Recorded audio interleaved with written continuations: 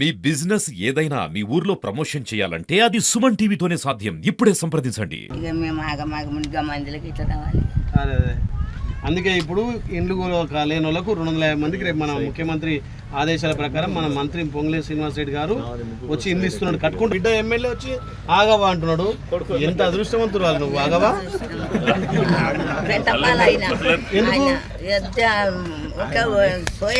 ఎందుకు, ఏమైంది? రాష్ట్ర గౌరవ ముఖ్యమంత్రి శ్రీ యనమల రేవంత్ రెడ్డి గారు ఇక్కడ తిరుమలాపురం వచ్చి సుమారు 1200 కోట్లతోటి శంకుస్థాపన చేసిన కార్యక్రమంలో గతంలో ఈ ప్రాంతంలో మాజీ ముఖ్యమంత్రి వర్యులు ఏదైతే ఆయన ఫామ్ హౌస్ నుంచి గుట్టకు 4 లైన్ల రోడ్డు కావాలని చెప్పి ఆ రోడ్డు మార్గంలో ఉన్నటువంటి వాసాల మరిని పూర్తిగా ధ్వంసం చేసి సుమారు 300 ఇండ్లు కూల్చేసి 4 లైన్ల రోడ్డు వేసిన క్రమంలో ఆ రోజు స్వయాన ముఖ్యమంత్రి హోదాలో ఇక్కడ మీటింగ్ పెట్టి అందరికీ భోజనాలు ఏర్పాటు చేసి ఈ వాసాల మరిని పూర్తిగా మార్చేస్తా, బి వాసాల మర్రి చేస్తా అని చెప్పి మాటిచ్చిండు. అందరూ అనుకున్నారు బి వాసాల మర్రి ఏంటంటే మళ్ళీ ఆయన చెప్పిండు బి వాసాల మర్రి అంటే బంగారు వాసాల మర్రి అని చెప్పి సుమారు ఒక 450 మందికి ప్రొసీడింగ్ మాత్రం ఇచ్చిండు. అంటే మీకు ఇల్లు మంజూరు చేస్తున్నా డబుల్ బెడ్రూమ్ అని చెప్పి పత్రాల వరకే ఇచ్చిండు. మరి ఆయన దిగిపోయేంత వరకు కూడా ఏ ఒక్క ఇల్లు నిర్మాణం కాలే. ఎట్లాగో ఇండ్లు వస్తున్నాయి అని చెప్పి రోడ్డు పంటున్న వాళ్ళంతా రోడ్ కటింగ్లో మొత్తం ఇండ్లు మొండి గోడల లెక్కన ఉన్నాయి. ఇంకా కొంతమంది ఆశపడి మా ఊరును దత్తత తీసుకుంటే ఇది బంగాళ వారసం అంటుండని చెప్పి చాలా మంది ఇండ్లు కూడా కొట్టుకున్నారు. మరి వాళ్ళకు గత ప్రభుత్వం నుంచి ఒక్క ఇల్లు రాని క్రమంలో ఇంకా కూడా మొండి గోడల్లో ఉంటారని చెప్పి మొన్న మా గౌరవ ముఖ్యమంత్రి రేవంత్ రెడ్డి గారు ఇక్కడ తుర్కపల్లి మండలం తిరుమలాపురంలో మీటింగ్ పెట్టినప్పుడు తప్పకుండా ఏదైతే గత ప్రభుత్వం ఈ గ్రామాన్ని విధ్వంసం చేసినాయో ఆ గ్రామాన్ని తప్పకుండా మనం అన్ని విధాలా ఆదుకుందాం.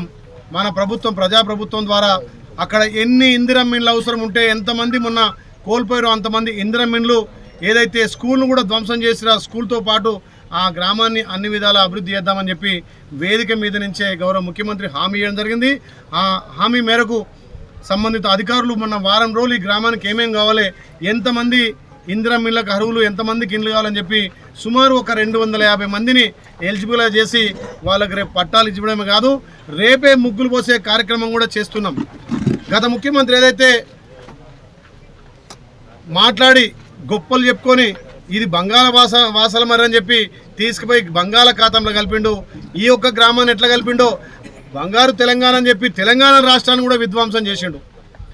గత ముఖ్యమంత్రి చేసినటువంటి తప్పులను, గత ముఖ్యమంత్రి చేసినటువంటి అప్పులను మా గౌరవ ముఖ్యమంత్రి ఒక్కొక్కటిగా సరిదిద్దుకుంటూ ఇవాళ తెలంగాణ రాష్ట్రాన్ని అభివృద్ధి వైపు తీసుకుపోతుండు. అదే దిశలో ఈ వాసాల మర్రి కూడా అభివృద్ధి చేయాలనే లక్ష్యంతో మా గౌరవ ముఖ్యమంత్రి ఆదేశాల మేరకు రేపు ఇందిరమ్మ ఇల్లు పట్టాలు పంపిణీతో పాటు రేపు ఇక్కడ ముగ్గులు కూడా వచ్చే కార్యక్రమం చేస్తున్నాం. మరి గతంలో ఇక్కడ ఉన్నటువంటి ఆకుల ఆగవా అని చెప్పి పక్క కూర్చోబెట్టుకొని అల్లనేరు వరదిని నీకు ఇల్లు కట్టిస్తే ఆగవా అని చెప్పి ఆ ఆగవ మొత్తం ఆగం చేసిండు. ఇప్పుడే వచ్చి కూర్చుంది ఆగవా.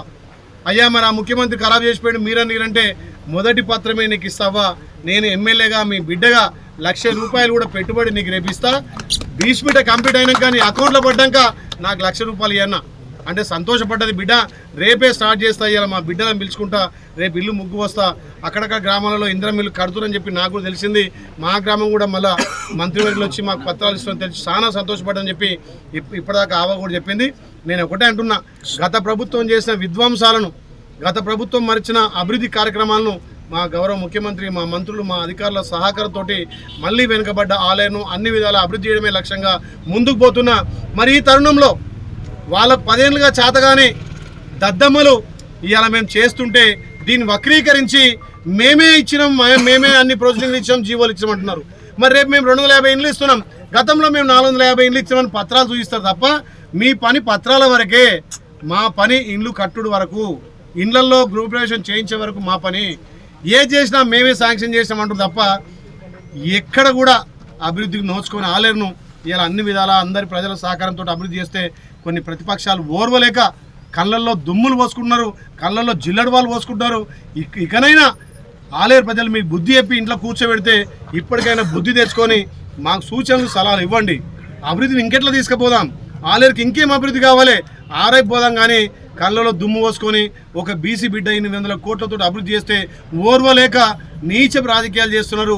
మీకు ప్రజలే బుద్ధి చెప్పారు, మళ్ళీ మీ చేష్టలు చూసి రేపు ప్రజలు మిమ్మల్ని చీకొట్టి గ్రామాల్లో తిరగనివ్వరు. కాబట్టి ఇప్పటికైనా ప్రతిపక్షాలకు చెప్తున్నా, మా ప్రభుత్వానికి సూచనలు సలహాలు ఇవ్వండి. వెనుకబడ్డ ఆలయను అన్ని విధాలా అభివృద్ధి చేసుకుందాము, మీ సూచనలు సలహాతోటి ముందుకు పోతా అని చెప్పి ఏదైతే ఆగమైనటువంటి ఇక్కడ ఉన్నటువంటి ఈ వాసాల మరిని అన్ని విధాలా అభివృద్ధి చేస్తామని చెప్పి మాటిస్తూ రేపు మా గౌరవ మంత్రివర్యులు పొంగులేటి శ్రీనివాస్ రెడ్డి గారి ఆధ్వర్యంలో 250 మందికి పత్రాలతో పాటు ముగ్గులు కూడా పోయించి ఏదైతే వారం 10 రోజుల్లో కంప్లీట్ అయిన వరకు బీస్పీట్ బిల్లు కూడా వాళ్ళ అకౌంట్లో వేసి ఇలా ఇందిరమ్మ ఇండ్ల కళ నెరవేర్చే విధంగా, పేదోటి ఇంట కళ నెరవేర్చే విధంగా ముందుకు పోతున్నాం. దీంతో పాటు అభివృద్ధి కార్యక్రమాలు కూడా ప్రారంభమైనాయి. ఈ 3 ఏళ్లలో బ్రహ్మాండంగా గౌరవ ముఖ్యమంత్రి రేవంత్ రెడ్డి గారి సహకారం, మా మంత్రుల సహకారం, ఇక్కడ అధికారుల సహకారంతో ఆలయాన్ని అన్ని విధాలు అభివృద్ధి చేస్తామని చెప్పి మాటిస్తున్నాం.